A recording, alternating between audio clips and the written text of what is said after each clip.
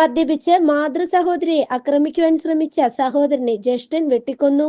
മറയൂർ ചെറുവാടുകുടി സ്വദേശി ജഗനാണ് കൊല്ലപ്പെട്ടത്. പ്രതി ജ്യേഷ്ഠൻ അരുണിനെ വീട്ടിൽ നിന്ന് മറയൂർ പോലീസ് കസ്റ്റഡിയിലെടുത്തു.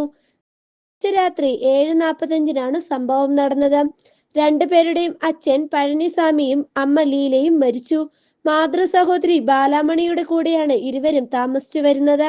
ജഗൻ മദ്യപിച്ച് സ്ഥിരമായി ബഹളമുണ്ടാക്കുന്നതിനെ തുടർന്ന് മറയൂരിൽ തന്നെയുള്ള ഇന്ദിരാനഗറിൽ പുനരധിവാസ കോളനിയിൽ വീട്ടിൽ ഒന്നിച്ചു താമസിച്ചു വരികയായിരുന്നു.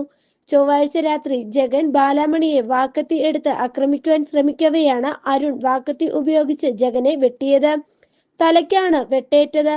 പരിക്കേറ്റ് കിടന്ന ജഗനെ സഹായഗിരി സ്വകാര്യ ആശുപത്രിയിലും മറയൂർ ഗവൺമെന്റ് കുടുംബാരോഗ്യ കേന്ദ്രത്തിലും എത്തിച്ചെങ്കിലും ജീവൻ രക്ഷിക്കാനായില്ല. മൃതദേഹം മേൽ നടപടികൾക്കായി കുടുംബാരോഗ്യ കേന്ദ്രത്തിലെ മോർച്ചറിയിലേക്ക് മാറ്റി. വീട്ടുകാർ പോലീസിൽ വിവരമറിയിച്ചതിനെ തുടർന്ന് മറയൂർ ഇൻസ്പെക്ടർ TR ജിജുവിന്റെ നേതൃത്വത്തിലുള്ള പോലീസ് സംഘം വീട്ടിലെത്തി അരുണിനെ കസ്റ്റഡിയിലെടുത്തു. News desk Marayoor vision.